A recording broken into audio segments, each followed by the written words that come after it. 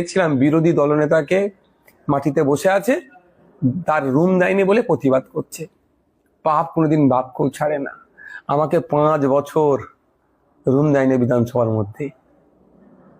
আমি কিন্তু ওই কাঁদা কাটা করার ছেলে নয়, মাটিতে বসিনি। 80টার কিচ্ছু দাম নেই। 80 আর 0 সমান, কারণ দুর্নীতি করে দলটা এই পর্যন্ত পৌঁছে গিয়েছে। আরে তৃণমূলের সব থেকে বড় অপরাধ তৃণমূল করেছে বিজেপিকে হাত ধরে বাংলায় নিয়ে আসা। আজকে বিজেপি সরকার তৈরি হতো না, এই ফ্রন্টে নিয়েছে না লড়াই করার গল্প শোনালে। তৃণমূল বিজেপিকে ফ্রন্টে নিয়ে এসছে, আজ সব থেকে বড় অপরাধ। ভয়ে মুখ খুলতে পারছে না।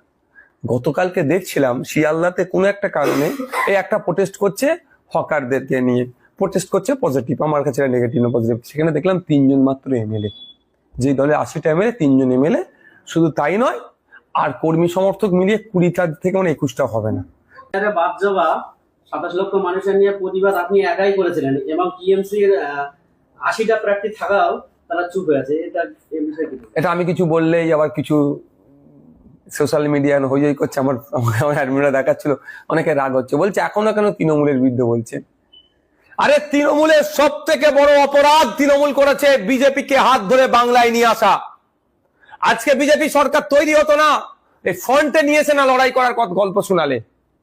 তৃণমূল বিজেপিকে ফ্রন্টে নিয়ে এসছে, আজ সব থেকে বড় অপরাধ। 80টার কিচ্ছু দাম নেই। 80 আর 0 সমান, কারণ দুর্নীতি করে দলটা এই পর্যন্ত পৌঁছে গিয়েছে। ভয়ে মুখ খুলতে পারছে না। গতকালকে দেখছিলাম শিয়ালদাতে কোনো একটা কারণে এই একটা প্রোটেস্ট করছে, হকারদেরকে নিয়ে প্রোটেস্ট করছে, পজিটিভ, আমার কাছে নেগেটিভ না পজিটিভ। সেখানে দেখলাম 3 জন মাত্র এমএলএ, যে দলে 80টা এমএলএ 3 জন এমএলএ। শুধু তাই নয়, আর কর্মী সমর্থক মিলিয়ে 20টা থেকে 21টা হবে না।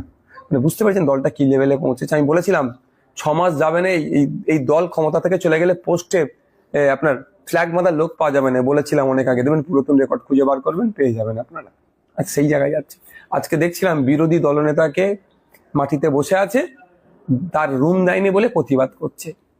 পাপ কোনোদিন বাপকেও ছাড়ে না।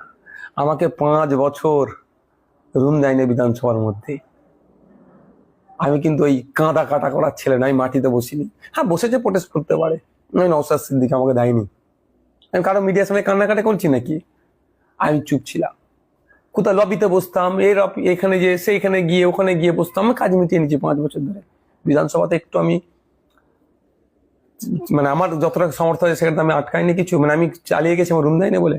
আজকে দেখলাম কি রুমের জন্য তারা আন্দোলন করছে। হ্যাঁ, দেওয়া দরকার তাদেরকে, যে রুম দেয়নি এর আমি প্রতিবাদ করছি। দ্রুততার সাথে বিরোধী দলকে রুম দেওয়া দরকার, এটাও